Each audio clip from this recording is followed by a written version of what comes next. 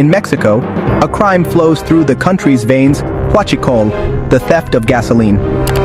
It's not just a robbery, it's a system of corruption and violence involving cartels, politicians, and entire communities.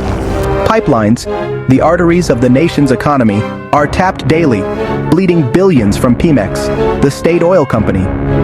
But the cost isn't just financial, it's measured in lives lost, environmental disasters, and eroded public trust. Huachicoleros aren't petty thieves. They're part of a vast criminal enterprise that's infiltrated the highest levels of power. The problem isn't new, but it's exploded into a national crisis, revealing a state unable or unwilling to protect its own resources. The theft transcends politics. It's a structural cancer. Corruption runs deep, from local police to PEMEX insiders who leak vital information. For some communities, fuel theft is survival. For the nation, it's a story of institutional weakness. The fight against Huachicole is a battle for the integrity of the state itself. It's a struggle against a system that's turned Mexico's black gold into a source of criminal power and public despair. This is the story of a nation bleeding itself, pipeline by pipeline.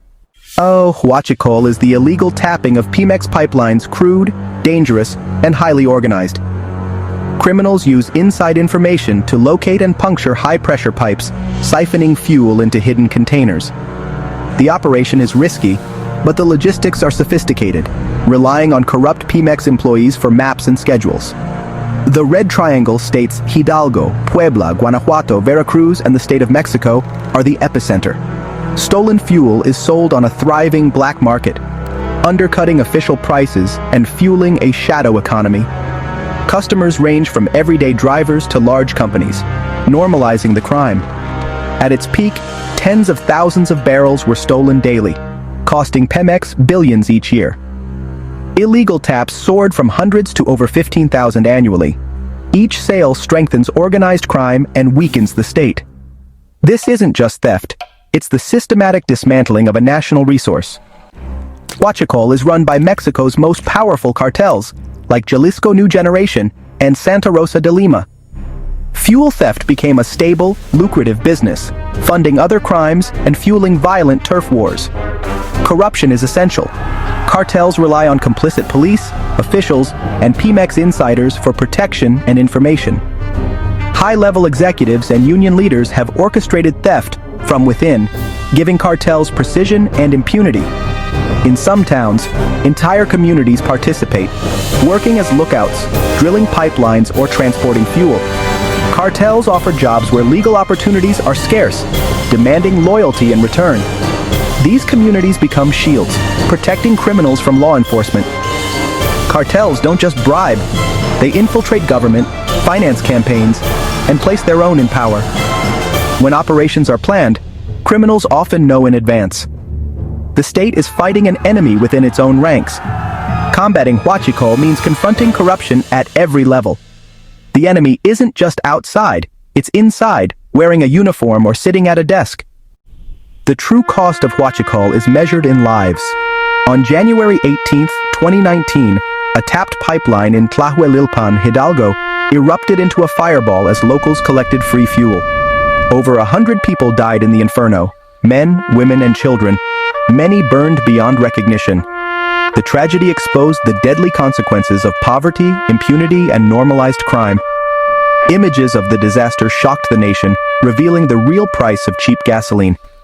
PEMEX's financial losses are staggering. Billions lost, infrastructure damaged, and public funds diverted from essential services. The black market undermines legitimate businesses, forcing closures and job losses. Law-abiding companies can't compete with stolen fuel. The illicit market erodes the rule of law, making illegality seem like a smart economic choice. The damage goes far beyond PEMEX's balance sheets. Huachicole poisons the entire economic ecosystem. Tlahuelilpan stands as a grim symbol of the human and economic cost. In 2018, President López Obrador declared war on Huachicole, closing pipelines and deploying the military. The government claimed a dramatic drop in fuel theft, but the crackdown caused widespread shortages and public frustration. Critics argued the plan punished citizens more than criminals. Criminal groups adapted, hijacking tanker trucks and shifting tactics. The fight became a cat-and-mouse game, Official numbers improved, but the black market persisted. Arrests and fuel seizures made headlines, but the core challenge, impunity, remained. High-level architects of the crime stayed untouched. The government targeted symptoms, not root causes. The war on Huachicole tests the state's ability to dismantle entrenched corruption. Behind the numbers, the conflict grinds on. The Huachicole model now targets more than gasoline. Criminals steal water, gas, electricity, and even medicine, exploiting public resources for profit. Water theft is rising, with millions of liters stolen and sold to desperate communities. Illegal taps on gas pipelines and power grids cause explosions and massive losses.